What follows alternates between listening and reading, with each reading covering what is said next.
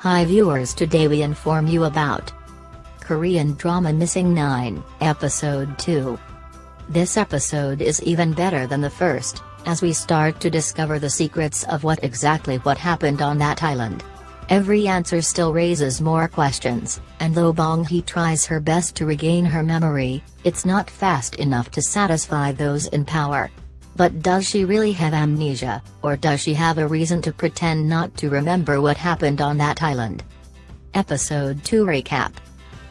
The engine of the plane carrying several celebrities and executives to a Legend Entertainment anniversary concert bursts into flames, and the plane falls out of the sky. It slams into the ocean, and immediately breaks into pieces. Water rushes in and knocks everyone unconscious, and they slowly sink into the ocean. In her unconscious state, stylist Bong-hee, dressed in diving gear, asks her mother if she can stop diving. She's surprised when her mother permits it, and tells her to do what she wants with her own life. Mom says that encouragement is all she can give Bong-hee, but that she can always come home, and Bong-hee smiles at her gratefully. Bong-hee wakes from her reverie underwater, and sees Juno floating nearby. She struggles to the surface to get some air and sees an island within swimming distance. She dives back down and pulls Juno to the surface, hauling him to shore. She realizes he's not breathing, and does chest compressions until he coughs up water and takes a breath. He reaches up and asks, "Where is everyone?" before passing out again. Juno wakes later to find himself alone on the beach. He's weak, but he manages to stand before seeing a pile of snack food and water bottles near the rocks. He grabs a bottle of water and starts to take a drink. Bong-hee comes back from her foraging and yells at him to stop. Juno doesn't seem to grasp the full situation and asks her where they are, but Bong-hee is preoccupied and tells him to wait here while she runs off again. Juno's eyes suddenly go wide as he finally sees the plane's still flaming fuselage washed up on the beach. He gasps in horror as his memories of the crash come rushing back all at once. He does a quick check, and determines that he's uninjured. Bong-hee runs away from the beach and soon finds herself on a cliff. She struggles in a different direction, only to find herself facing more water.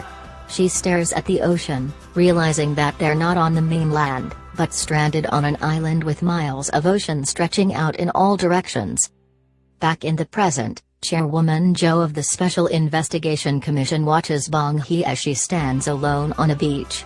Her right-hand man, Investigator Oh, reports that the doctors have determined that Bong-hee's temporary amnesia stems from a bout of meningitis.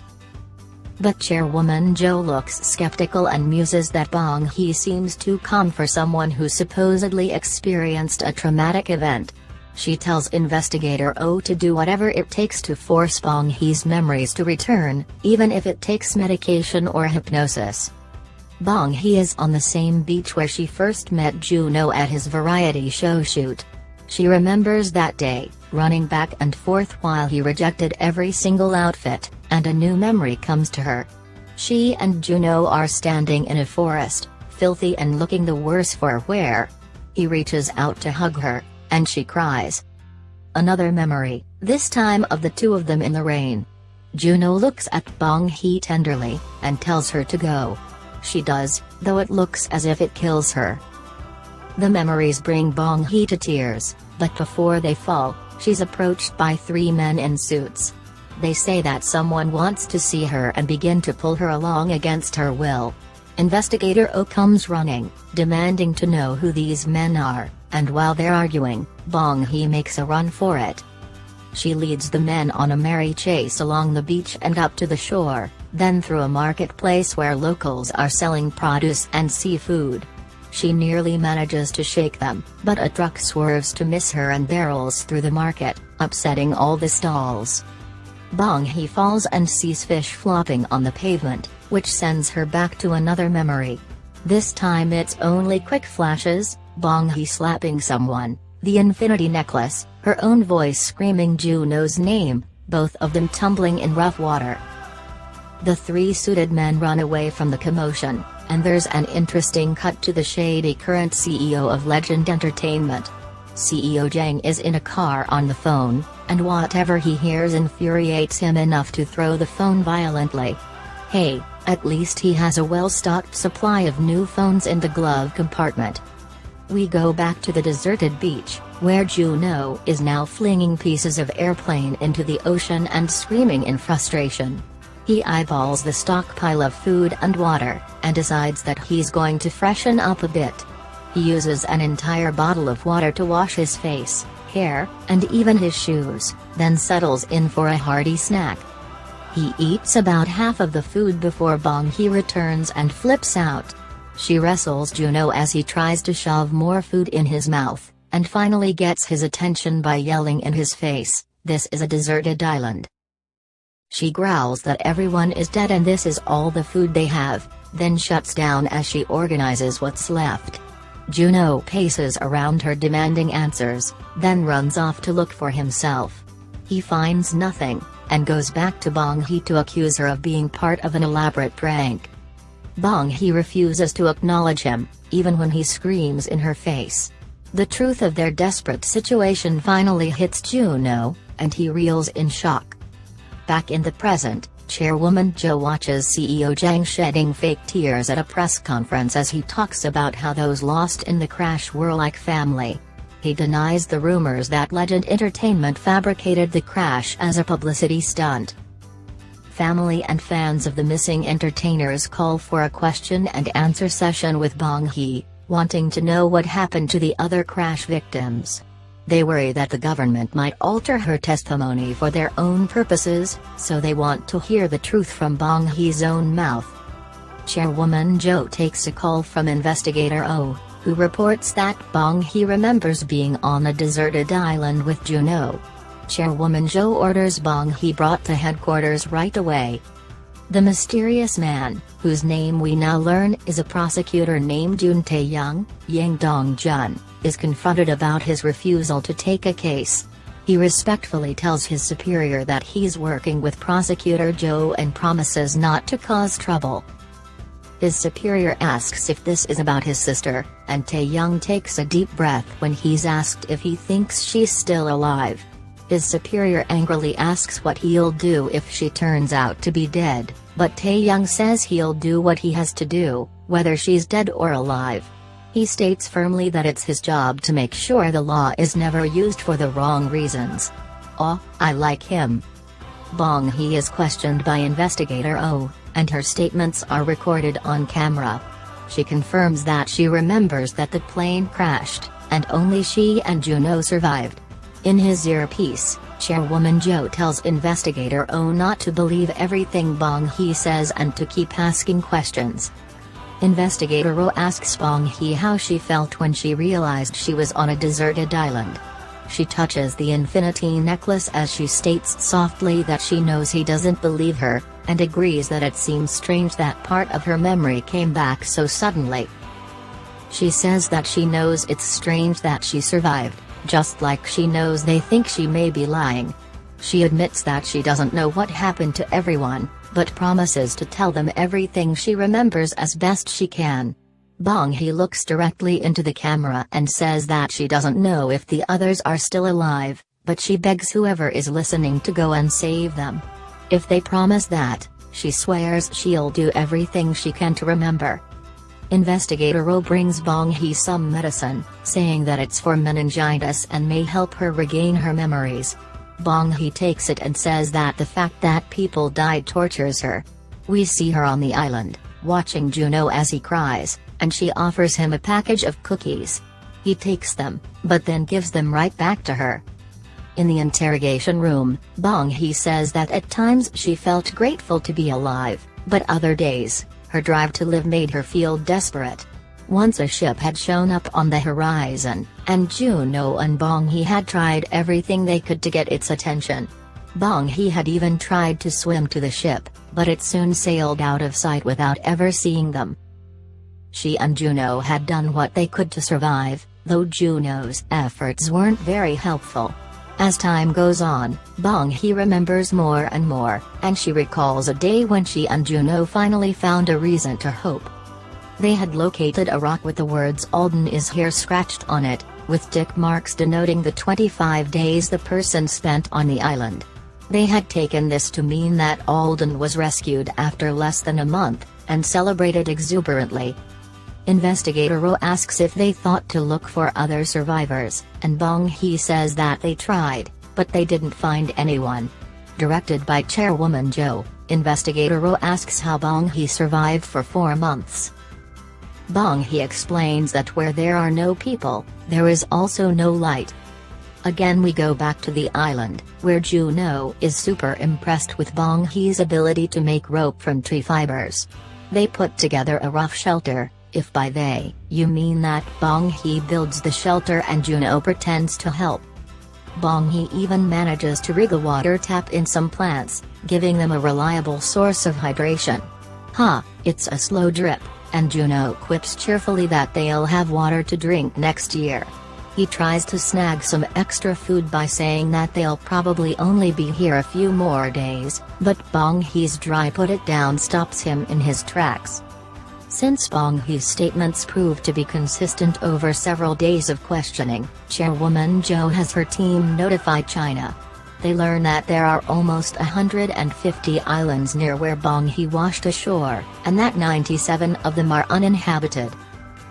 Chairwoman Jo flusters the official when she asks how long it will take to search that many islands. He nervously says that even with adequate funding, it will take at least 3 months. Chairwoman Jo sighs that she's going to be fired, and tells Investigator O to make sure that no reporters get near Bong Hee. The public doesn't know about her memory loss, and if it gets out, there will be big trouble. Tae-young gets a call from Prosecutor Jo, and he bolts upright when he hears that his sister has been found. Prosecutor Jo tells him that she was found in the same area as Bong Hee, then says that he's sorry. Oh no, she's dead, isn't she? Bong Hee watches her mother diving for seafood, and remembers more of her time on the island. She brings Jun-hee some food, it's a pathetically small amount, as he refreshes the help sign she made on the beach with palm fronds. Juno asks for more, but she refuses him. Later he lies in their shelter, gazing longingly at their dwindling food supply. He falls asleep and dreams that he's on a tropical beach, where an attendant tells him that his barbecue is ready.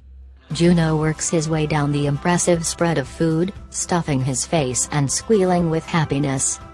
One of the attendants gets a little close with her palm frond, whacking him in the face with it, and he's startled to realize that it's Bong Hee. She hollers at him for eating so much, hitting him over and over, and Juno wakes up. Bong Hee really is screaming at him, because he's eaten almost all of their food in his sleep. Oh dear. Juno is as horrified as Bong Hee, and he loudly insists that he was dreaming and didn't mean to eat for real. Bong Hee really lets him have it, until Juno yells "hey!" and reminds her who she's talking to. He actually threatens to fire her, and Bong Hee shrinks back. Juno admits he ate all the food, so Bong Hee says that they'll just have to catch some. She tells Juno to start a fire, then draws on her experience as a diver to jump in the ocean and catch some dinner. Juno fumbles and fails to light the fire, but he's inspired when Bong Hee drops an armful of the mussels next to him and goes back out for fish. Bong Hee is pretty successful at chucking heavy stones at fish to stun them before flipping them onto the beach. Juno manages to get a spark going, then he freaks out when it flares and stomps it out again. Haha, he's killing me. Bong Hee has to start the fire, and Juno asks how she knows how to do all this. She says she doesn't know that much, it just seems that way when compared to him. She cooks up the fish and offers one to Juno, but he mutters that he can't debone fish. Bong Hee has to do this for him too, since he threatens to fire her again, but the wonderful taste of fish seasoned with hunger makes them forget all about their mutual annoyance. They feast, feeding each other fish and finally getting along. That night, something wakes Bong Hee, and she shakes Juno awake. They follow the sound into the woods, and come across something moving through the underbrush. It scares them, and Juno grabs a rock just in case, then suddenly the thing lunges out of the brush at them. Juno screams in terror, and the thing comes even closer and collapses. Juno realizes that it's Yeel, his old dreamer's bandmate, and rushes to his side. They take Yeel back to their shelter, and work together to fashion a splint for Yeel's injured arm. Bong Hee notices the care and concern with which Juno nurses Yeel, and smiles a little. Eventually Yeel rouses and joins Bong Hee by the fire. She's made him a rudimentary fish porridge, which he nearly chokes on when she asks how he's not dead. Yeel tells her that he woke up on the beach after the crash, and that he'd waited for a few days, assuming he was the only survivor and thinking a rescue team would find him. Then last night, he saw a light, Bong Hee's campfire. Yeel asks if Bong Hee thinks they'll be rescued, and she excitedly tells him about the Alden was here note on the rock. She says she thinks they'll be rescued like Alden was, but Yeel's face falls. Bong Hee asks why he's upset, and Yeel answers, "I saw him. When he was alone, he'd come across a very old shelter in the woods with a skeleton sitting inside. Around the skeleton's neck was a medallion that said no day but today on one side, and J. Alden on the other. Yeel adds that if anyone ever came here, they would have taken Alden's body." Juno wakes from his nap and joins them at the fire, and it takes him a minute to notice the stricken look on Bong Hee's face. He thinks she's upset that he asked her to catch more fish and threatens to fire her again, and she finally explodes. "Go ahead and fire me, you bastard," she growls at him. She yells that he can fire her all he wants when they get off this island, then says it will never happen, because they're never getting rescued. She attacks Juno, hitting him and pulling his hair, while Yeel tries to separate them. Yeel finally gets their attention, and points out a light in the distance. Bong Hee thinks it's someone come to rescue them and runs off, but Yeel tells Juno that it's probably another survivor. Juno takes a moment to make a torch out of some fabric and a long branch, and gets separated from the others. We see that the light is caused by someone holding up a cell phone, but the phone's battery soon dies. It's discarded and its owner runs through the woods, while Bong Hee and Yeel try search for the source of the light. Yeel suggests they split up, so Bong Hee continues on alone. Before she gets far, she falls into a sinkhole, and Yeel hears her shriek and runs back. Bong Hee is in trouble, and she struggles to grab onto something before she sinks under the surface of the quicksand. A hand reaches down and grabs her arm, and she looks up in surprise to see Juno, who gripes at her for being careless before pulling her from the muck. In the present, Investigator Ro asks Bong Hee why she ran towards the light so recklessly. After a long pause, she says that it wasn't to help any potential survivors, but that she went there to get help. She thought that if there was anyone on the island, their situation would be better than hers. After pulling Bong Hee from the sinkhole, Juno lowers his torch so she can get warm as they walk, though he nearly sets her on fire. Bong Hee thanks him for saving her, and he says she'd have done the same. Yeel rejoins them and fusses over Bong Hee, and is that a little flash of jealousy I see on Juno's face? Investigator O pressures Bong Hee to remember the survivor, but instead she sees what looks like two women fighting, then one falling from a high cliff. She tries again to see the survivor's face, but she has to admit that she can't remember. We're taken back to the island as Yeel, Juno, and Bong Hee turn around to see actress Jia standing behind them. She bursts into tears and collapses to her knees, as Yeel hugs her, relieved. Juno asks Jia if she's been alone this whole time, and she tells them there's someone else. In present-day China, Tae-young visits the morgue where his sister's body is being held. He's told that they found her by the ocean, but that she wasn't killed by the plane crash. In the mortician's opinion, it looks as if she was murdered. On the island, Jia takes the others to a secluded area, explaining that the person she's with has been acting strange. They're anxious, they barely eat, and they even tried to kill themselves a few days ago. Back in the present, Tae-young fights back tears as he slowly pulls the sheet from his sister's face. The two events start to converge on each other as, on the island, the castaways find a person huddled in a tiny ball. Tae-young and Juno both reach out a shaking hand to touch the person's hair. The person raises her head, and at the same time, we see the face of Tae-young's dead sister. In both timelines, it's the young actress, So-hee. In the present, Bong-hee undergoes an MRI, as the doctors are concerned that there's no medical reason for her continued memory loss. Investigator Ro asks if they think she might be pretending not to remember. Comments. What a punch in the gut. I knew that our castaways wouldn't all get out alive, but I wasn't prepared for any deaths to be revealed so soon. So he is the first casualty of the island that we know of, but we also know that she didn't die in the plane crash and that her death looks like murder, though we also know that she was suicidal. Aside from the group finding her and Jia, she's been in a few of Bong-hee's shorter flashes of memory. I'm pretty sure she's the person Bong-hee slapped in one recollection. It's shocking to have a death reveal at this juncture, but the writing is so tight and purposeful, so I'm sure there's a good narrative reason for it. Seeing as how she's the sister of a current-time major player, and that there's some foul play involved in her death, I have a feeling that her brother's desire for answers will serve to drive some of the plot in the present timeline. I really appreciate how the show uses parallel scenes to underscore character growth, particularly between Juno and Bong-hee, and I hope we see a lot more of that. For example, we saw the way Juno rejected Bong-hee's repeated clothing choices in episode 1, but in episode 2, he's grateful for the seafood she brings to him. Also, in the first episode, he topped off a hissy fit by stuffing his face with food, as if he's never known how it feels to be hungry.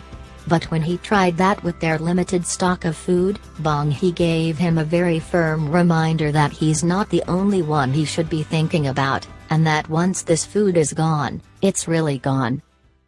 My favorite of these moments was the one where, in the first episode, there's a scene in which Juno held his hand out as Bong-hee sat in the sand in front of him. She needed his help in that moment, but he was really only selfishly demanding keys. But on the island, the moment when he grasped her hand when she was stuck in the sinkhole used almost the same positioning and camera angles, only this time, Juno was Bong-hee's savior.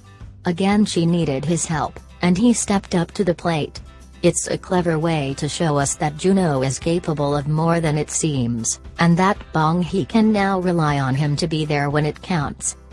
Bong-hee also really stepped up in this episode, as she used her survival skills from being a diver to find food, make a shelter, and start a fire. She literally saved Juno's life several times, first by pulling him from the ocean, then by making sure he had food and shelter.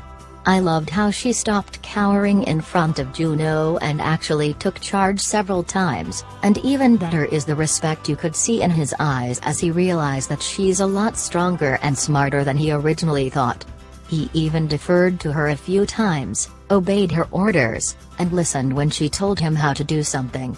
I like how their relationship is evolving from boss-employee to something more like comrades in arms, and based on one of Bong-hee's memories, it looks like they'll grow even closer.